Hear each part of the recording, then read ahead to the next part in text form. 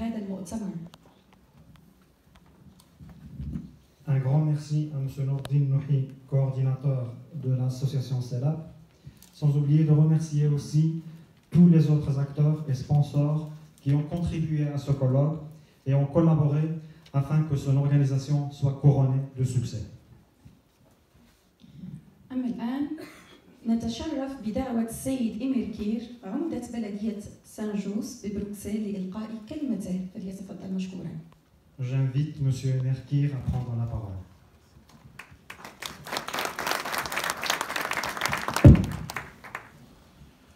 Voilà, mesdames, messieurs, tout d'abord, bienvenue ici à Bruxelles, à Saint-Josse. Je voudrais vous saluer toutes et tous, en commençant par évidemment tous les hôtes qui viennent d'ailleurs, en dehors de la Belgique. On m'a annoncé les gens qui viennent des pays arabes. J'ai aussi rencontré le recteur d'une université de Turquie, soyez aussi le bienvenu. Je voudrais avant tout dire que je suis très heureux d'être ici, parce que la langue et la culture arabe est une des cultures et des langues les plus importantes dans le monde. Elle est parlée à travers des millions et des millions de personnes, et on oublie de souligner son importance dans le monde, parce que beaucoup de populations en parlent, et aussi parce que c'est la langue de l'islam. Et en tant que telle, non seulement la langue arabe est essentielle pour les pays arabes, mais aussi pour tous les pays musulmans. Vous en êtes la preuve, on a un représentant de la Turquie. S'il est bien là, c'est parce que la langue arabe est une langue qui unit tous les pays et tous les peuples musulmans. En commençant évidemment mon intervention, je voudrais remercier Noureddin Nouri pour l'organisation de cet événement avec l'ensemble des écoles de langue et de culture arabe. C'est une belle initiative et j'espère qu'elle sera davantage soutenue et renforcée et amplifiée au cours des années qui viennent. J'y reviendrai dans un instant. Je voudrais remercier Fadila Lalan et Rachid Madran pour leur soutien à cet événement. C'est important que des ministres apportent leur soutien. Pourquoi est-ce si important de parler l'arabe? Parce que c'est porteur, je dirais, d'activités économiques, culturelles et religieuses. Parler l'arabe, c'est s'ouvrir à un monde qui est énorme. Ici à Bruxelles, nous avons une belle communauté arabe, maghrébine, marocaine, tunisienne, algérienne, mais de plus en plus syrienne, égyptienne et d'autres qui sont arrivés au cours des temps. Et comme je le disais tout à l'heure, c'est une langue et une culture qui pèsent dans le monde, au même titre que, je dirais, la langue anglaise, française, allemande, turque et les autres. Et celle-ci a quelque chose de particulier. C'est que les Arabes ont été porteurs de progrès dans l'histoire. Ils ont été, à une époque, les meilleurs au niveau de la science et du savoir. Et je voudrais profiter de ce beau colloque pour expliquer ce qu'on a fait dans ma commune. Dans ma commune, il y a quelques années de ça, au moment où on a connu les problèmes de terrorisme, certains ont très vite voulu faire la confusion entre les musulmans et les terroristes, entre l'islam et le terrorisme, et ils sont au pouvoir, ils sont encore au pouvoir et ils n'ont cessé de porter des discours haineux, racistes et stigmatisant la communauté musulmane.